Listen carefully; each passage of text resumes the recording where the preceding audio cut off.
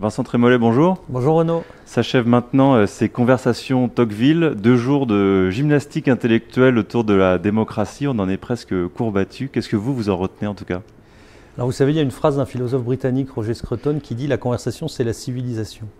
Et là, je pense qu'on a vécu réellement, concrètement, ce que pouvait être un moment de civilisation. Bien entendu, les gens n'étaient pas d'accord, les débats ont été très francs, avec vraiment des vues très partagées, mais chacun a pu s'exprimer dans une grande loyauté, les gens se sont écoutés, donc il y a forcément une fécondité. Ensuite, la raison éclairée par ces différents discours pourra faire ses choix et son miel de ce qu'elle a entendu, mais ce que j'en retiens, c'est cette altitude intellectuelle qui s'est dégagée tout le temps, cette forme de civilité entre les gens, et puis quand même une très très grande qualité d'intervenant, puisque nous avons eu M. Khodorkovsky, un ancien Premier ministre, l'ancien ministre des Affaires étrangères espagnol, Hubert Védrine, ancien secrétaire général de l'Élysée, Philippe Bas, Pierre Manant, un des plus grands intellectuels français, Gilles Kepel, enfin j'en oublie. Et tout ça est quand même assez exceptionnel. Cela montre bien aussi que les intellectuels ont répondu à cet appel de savoir quel était l'avenir de nos démocraties face à différents dangers, autant dangers de table ronde, le fondamentalisme religieux, la montée des autoritarismes, mais ils ont répondu à cette urgence intellectuelle qui est là aujourd'hui. Oui, et puis ce qui est vraiment très précieux, qui est pour moi un événement intellectuel, c'est qu'on a réussi à sortir de la dialectique dans laquelle on est enfermé. Qu'est-ce que c'est cette dialectique? C'est les fermés, les ouverts, le peuple, les élites, et qui entraîne ce que Lord Mandeville appelle une guerre de tranchées, et qui fait que les gens ne s'écoutent plus, mais ne pensent qu'à s'affronter. Et tout l'objet de ces conversations a été de mettre sur la table tous les sujets et de voir comment on pouvait les aborder sans jamais tomber dans une vision frontale et dialectique. Vous savez, la vérité n'est pas le contraire de l'erreur.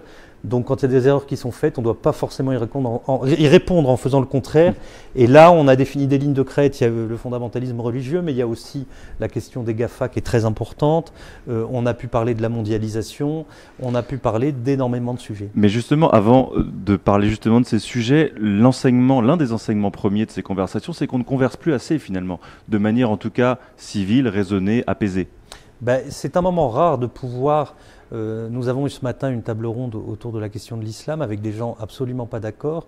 Je pense qu'il est devenu rare de pouvoir entendre tous les points de vue se développer ainsi, les gens se répondre sans qu'il y ait jamais d'attaque personnelle, sans qu'il y ait jamais d'agressivité, sans qu'il y ait jamais de volonté de disqualifier l'interlocuteur. Cette forme de conversation civique, le mot est de Pierre Manant, c'est un très beau mot, a été au cœur de cet événement, et en fait je pense qu'il habite chacun des participants. Si les gens sont venus, c'est parce qu'ils ont vu qu'il y avait une urgence de réflexion sur la situation dans laquelle nous sommes, qui est une situation à la fois grave et passionnante, puisqu'il faut maintenant être aveugle pour ne pas voir que les démocraties libérales occidentales sont à la croisée des chemins. Et un dernier mot, Vincent Trémollet, quelle en sera la portée de ces conversations et ces 2 jours de réflexion? Alors, on n'est pas tous prophètes comme Alexis de Tocqueville. Ce que me paraît certain, c'est que ces premières conversations en verront d'autres. C'est-à-dire que la réussite... J'ai parlé à des participants qui vont à d'autres événements qui m'ont dit c'est exceptionnel ce que le Figaro, de l'Atlantic Council et Jean-Guillaume de Tocqueville ont organisé.